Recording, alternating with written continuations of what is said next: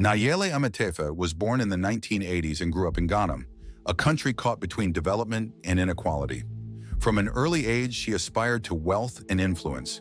Though much of her early life remains mysterious, it's believed she mingled with political elites and gained access to powerful social circles. Using the alias Ruby Adugamfi, she traveled frequently, maintaining a glamorous image of luxury and success. But behind the scenes, Nayele was building a shadowy reputation. Rumors swirled of money laundering, connections with narcotics rings, and a lavish lifestyle far beyond what her official background could justify. Her movements between Ghana, Nigeria, and Europe raised eyebrows, but no one imagined just how far she was willing to go. In early 2015, Nayele Ametefe appeared in a UK court and pleaded guilty to drug trafficking charges. The evidence was overwhelming, and her lawyers tried to downplay her role as that of a single mother desperate for money. But the sheer volume of cocaine suggested otherwise. In January 2015, she was sentenced to 8 years and 8 months in a UK prison. Her arrest and conviction were headline news in Ghana, not just for the crime, but for what it symbolized: a culture of impunity where the powerful operate above the law until they don't. Back in Ghana, her case led to the dismissal of some government staff, but few faced serious consequences. Her name became shorthand for corruption, privilege, and betrayal of public trust. While in prison, Nayele reportedly kept a low profile. She served time at Holloway and later Downview Women's Prison in the UK. Sources suggest she took part in rehabilitation programs and maintained occasional contact with her family.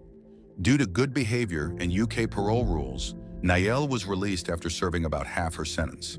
In late 2018 or early 2019, her return to Ghana was quiet, and public interest in her story faded somewhat. But questions lingered. Who financed her operations? Who protected her at the airport? Were there more like her? No public confession, no exposé, no apologies ever came. It was as if the system had swallowed her story whole, without any closure. The arrest of Nayele Ametefe wasn't just a scandal, it was a mirror. Her case exposed deep cracks in Ghana's institutions and revealed the ease with which the elite can exploit their privilege. Several civil society groups called for independent investigations, but results were minimal. While a few airport officials were sanctioned, no major political figure was convicted. Nayele's use of diplomatic channels sparked public outrage, but it was soon drowned in the noise of daily politics. The real tragedy? She wasn't an isolated case. Her story represented a broader system, where smuggling networks thrive under the protection of bureaucrats and where state infrastructure is weaponized for personal gain. Nayele's case also drew attention to the growing role of women in global narcotics trafficking. Traditionally male-dominated, the underworld had begun to see powerful female operatives like her, smart, connected, and ruthless. For aspiring traffickers, Nayele's fate was a warning. For citizens, it was a call for vigilance. And for politicians, it was a moment they hoped people would forget. But not everyone did. Today, Nayele Ametefe lives largely out of the spotlight. Whether she has changed her ways or simply moved her operations underground, no one knows for sure.